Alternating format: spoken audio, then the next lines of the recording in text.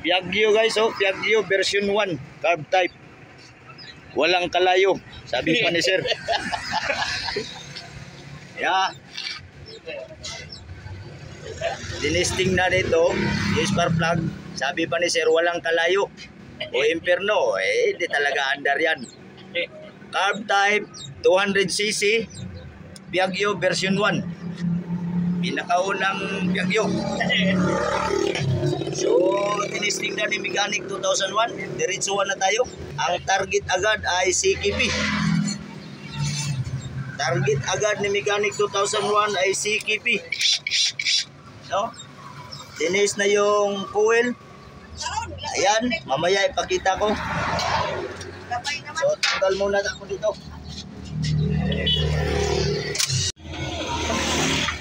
Ang reklamo, di na mo andar, motor ni tatay.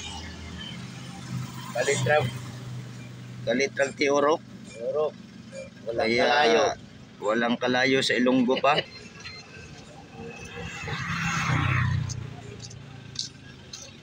Ang ginawa lang ni mechanic, check. Tingnan natin. Yan ang ready. Tingnan natin yung CKP kung gumagana.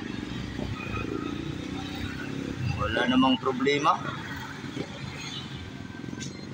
Dito tayo sa 20K. Tingnan natin. 13.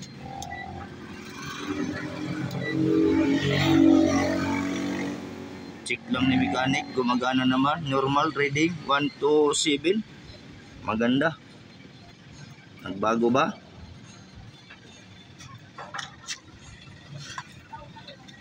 Try ko lang. Tingnan natin. 127. Okay naman, walang problema. So normal. Linisan lang. Pati yung ano, medyo madumi na yung ano, tete. Medyo madumi na. Ayan na. Pinagbabaklas na guys yung mga harness kasi wala pa rin. Yan yung CKP. Asa na, ipakita na. Kasi ang priority natin, ito naman yung wire. Asa na yun? Ito. Ito naman ay supply, negative, positive. Ang gawin natin ay kuha lang tayo ng continuity dahil walang kurente yung motor. So unahin natin itong kulay violet. Ito. So walang problema. Din ito namang sa pulser. Ang pulser naman ay ito. Dito. Ayan, connection papunta ng ice dito. Wala tayo. Hanap tayo. Ulit.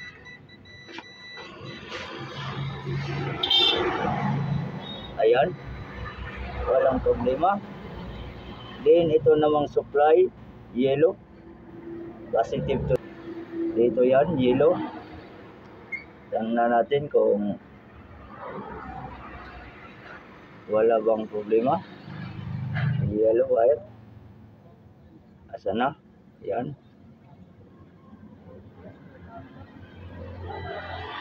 Ayan. Kung narinig. Yellow yan. Ito. Ito.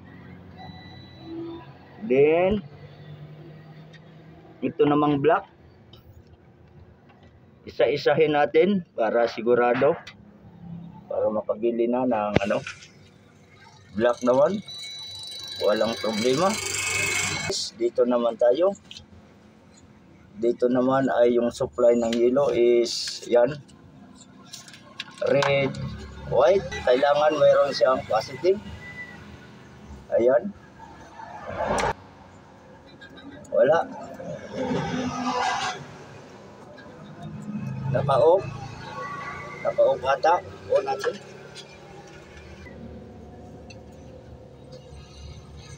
Dapat may supply ito na 12 volts. Ayan. 12 volts yan, maliwanag. Then, ito namang ground. Kailangan itong itim. Yan.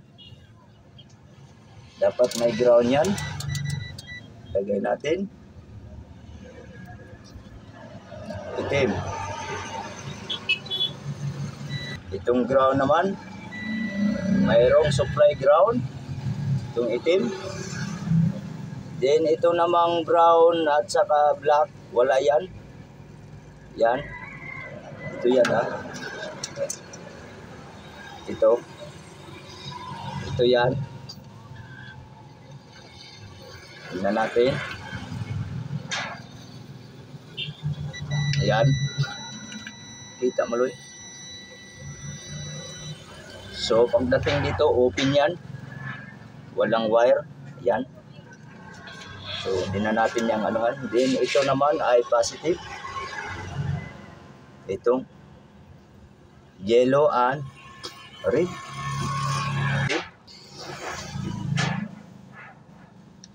Positive yan. Yan, 12 volts. Okay, so ang CKP walang problema. Ang desisyon ni Mechanic 2001 ay CDI. Asan tayo? CDI. So ito yung desisyon. Sige. Ito yung problema. Final ay convert ko lang muna. Titingnan ko kung lalabas yung kurente. No? Convert ko lang muna ng ibang CDI. Yung 4-pin CDI. Tingnan natin kung lalabas yung kurente. Bago natin ito pa. Walang problema. Yung coil, walang problema.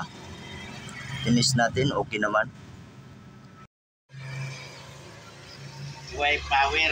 CDI, Y power. Y power, o kita naman, may video naman kung paano chinik yung mga wiring.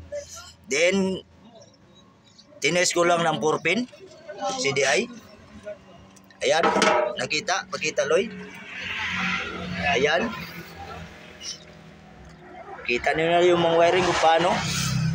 Then ito i-test natin. Tingnan natin. Yung kurente. Hindi na tayo mag-start guys. Tingnan no. Oh. Tingnan lang ng mabuti. Ayan. Kung paano pinalabas ng kurente ni. Ay, wala na. Ha? Ayan, kita. Oo. Gigi. Yan. Yan. Hindi yan pina-start. Labas lang ni Mechanic 2001 yung kurente yon. Napakalakas. Ayan. Ayan. So, yung test kanina, hindi talaga pumapalpak. Yung CKP, okay. Yung ignition coil, okay. Yung wiring, chinik natin lahat. Kung mayroong putol, walang problema. Kompleto. And yung supply 12 volts kompleto yung reference. So ang naging desisyon ni Mechanic, ang desisyon ni Mechanic ay CDI talaga. So ngayon tinesting ko lang muna ng 4-pin. Ayan, 4-pin CDI yan, Anlipiga. Ito ang lagi kong gamit. So mayroon na siyang kurente. So mag-usap lang muna kami ng may-ari kung papayag siya. Conversion ang tirada kasi mahirap hanapin yung CDI. So, convert ko lang. No? Ito, bagaman mayroon ng kurente, hindi pa rin ito aandar, makina. Kung aandar, palyado. So, kailangan talaga ng isi-set natin yung ignition. Kailangan lang i-reset yung ignition timing. Ito yung stator, ayan. Kita. Yan. Nalabas natin ng kurente, walang start. Stator good. Chinik na, nilinis na kasi 10 taon walang bukas-bukas. Di tayo nag-start ng mag-engine ha. Ayan o, yung kurente o. Oh. Binubuka. Oo, kitang-kita na. Okay. Okay. So, tanggal lang muna tayo. Ayan, tanggal lang muna. Confirm natin, nasira yung CDI. Ayan, binalik. Dito, tingnan. Start. Start ay. Wala talaga. Ulit, isa. Wala talaga. Okay. Convert ang labas. Wala talaga. Ito guys. Piaggio. Carb type. Ito yung flywheel niya. Yan. Yang ginawa ni Mechanic 2001 ay conversion CDI from 6 pin to 4 pin. Pagawa lang ako ng timing. Kasi ang Piaggio wala ka talagang makita ang timing. Ayan. Yan ang trabaho ko. Ayan. Pinagkakating-kating na. Pinagkakating-kating na yung reluctor para tumino yung andar. Kasi yung may-ari na boring na humanap ng CDI. Pit na natin guys itong modify natin na flywheel. Ayan. Ayan. Gamit lang tayo ng threadlock. Threadlock lang, paniguro.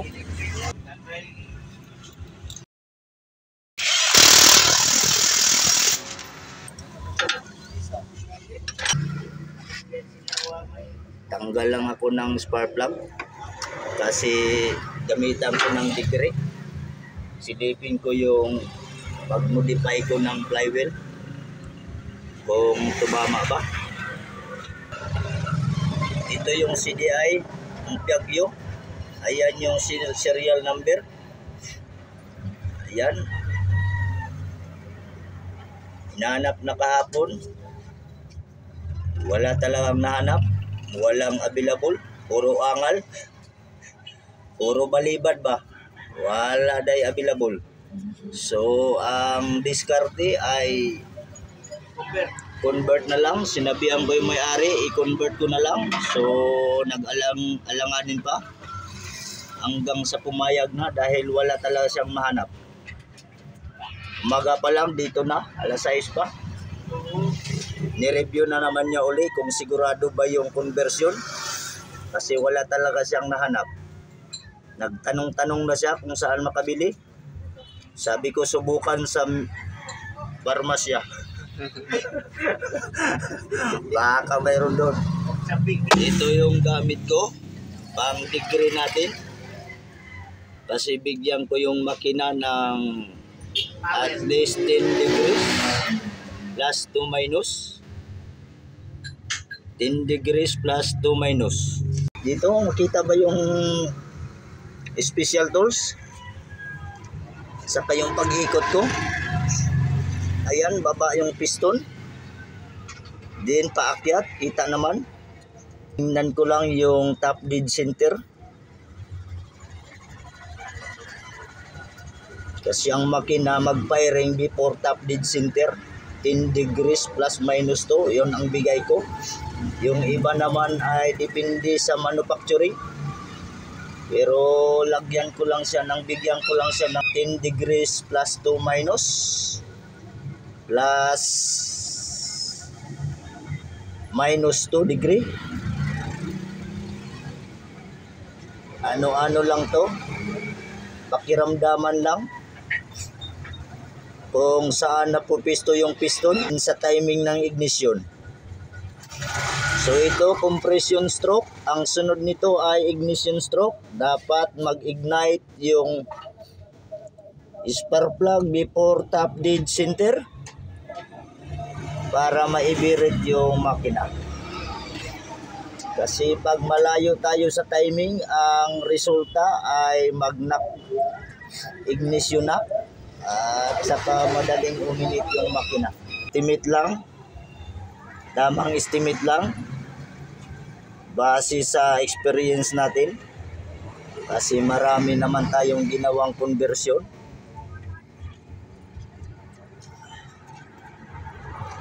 Nagdalawang isip pa yung may-ari pero binigyan ko siya ng garantiya kaya pumayag.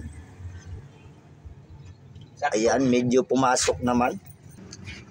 Tumawa yung may-ari kasi yung special tools ko. Kung gusto sinong may kailangan, mag-message lang sa akin. Dito mo lang to mabili kay Mechanic 2001. Kaya tumawa yung may-ari oh. Ayan, degree. Sa Deep gauge natin, then degree na rin. Itong CDI ang ipapalit natin. Ayan. No limit versus sa original. Ayan na. Ano? Ito yung original. 2468 8 pin pero 6 lang ang gamit. Palitan natin ng 4 pin. Ito wala na talagang kurente to. Mayroon tayong dito dyan. Yan. So diretso ko nakabit. Palaging panay kantsaw daw dahil yung bao-baon niya ay luma. luma. Peace out na daw. Mas isog pa na karon kay sa ila. Kantsaw ang inaabot niya. Pero pagkatapos nito ay Wala. ayan yung terminal. Magyabang na doon. Yabang. So diretsuhan na. Ito yung ignition. Ayan. Doon ko na siya itali. Ito yung negative, yung black wire. Sa mga ano na, ganitong bao-bao na Piaggio na old version 1. Version 1, hard type, walang problema. Kung wala kayong mahanap na CDI, contact nyo lang si Mechanic 2001. At saka yung pisa crankshaft, connecting rod, wala na kayong mahanap. And ito naman ay yung sa pulser. Ang kulay ng pulser o CKP ay itong red na may stripe na white. Ibitin lang ng mabuti. Ayan. Ito naman yung ignition coil. Ayan. Intip lang. Review ko lang. Baka nagkamali yung apak. Ito naman yung positive. Then ito yung ground. Then ito yung pulser. Ito yung coil. So tama. Asa na yung CDI na pang malupitan. Ayan. So tayo doon ka. Testing natin uli. Tingnan nyo na lang yung spark plug. Sige, game. Hop. Itutok mo yan. Tingnan. Ge.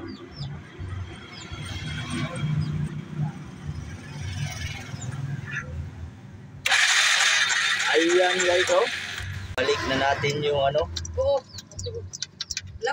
balik na natin yung spark plug para mag first fire tayo. Excited na si tatay. Tay, excited na tay. Oo. Excited na daw si tatay. Andar na. Excited na siya daw nga andar.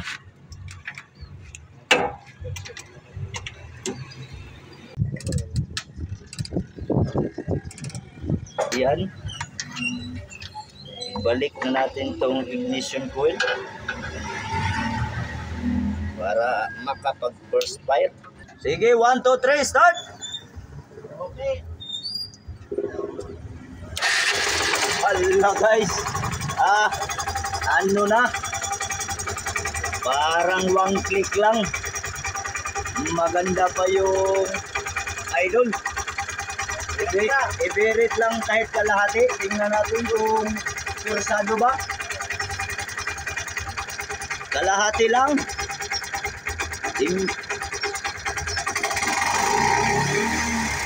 Sige pa. Walang singaw. Persado talaga yung makina. So dito natin yan ilagay. Yan. Tay, ikambyo mo na ang primera, then try mo patakbuhin konti kung hindi ba mamatay. Primera lang, then takbo. Tingnan natin kung presado. Okay? Okay? Ayun, oh. Lako. Yan ang pisto, guys. Ng CDI. So, kailangan lang na tip. Yan. Para secure.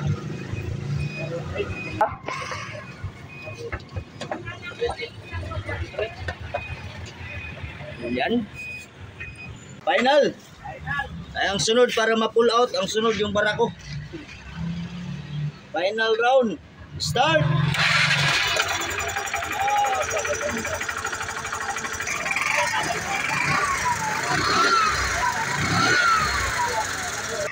Ang conversion natin. Yan.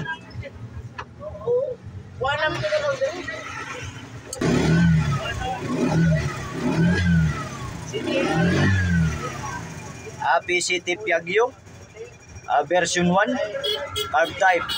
Conversion natin dahil gamit tayo ng 4-pin CDI ay walang mabili na CDI. So, hanap na yung mayari. Kaya nagpasya siya na ako na lang daw ang bahala. Sabi ko, convert na lang natin, walang problema. No? Ayan, no. Wala talagang kasingaw-singaw. Ayan. Oh. Wala talagang kasingaw-singaw. Next ay yung barako. Yung barako ang isunod natin. Then yung ready, tapusin yung pag-overhaul. Then ano pa yun nun? Nakatambak. Yung Inmax. Naka-apit yung card type. Kung kayo mamamulima kung masira yung CDI ninyo, ay pwede nyo i-convert ng 4-pin CDI. Ito na yun. Thank you so much sa mga nag-subscribe, viewers. Salamat sa inyo. Sa hindi pa nakasubscribe, baka naman. Hanggang dito na lang yung ano natin, video. Ito yung original na ano. Thank you so much.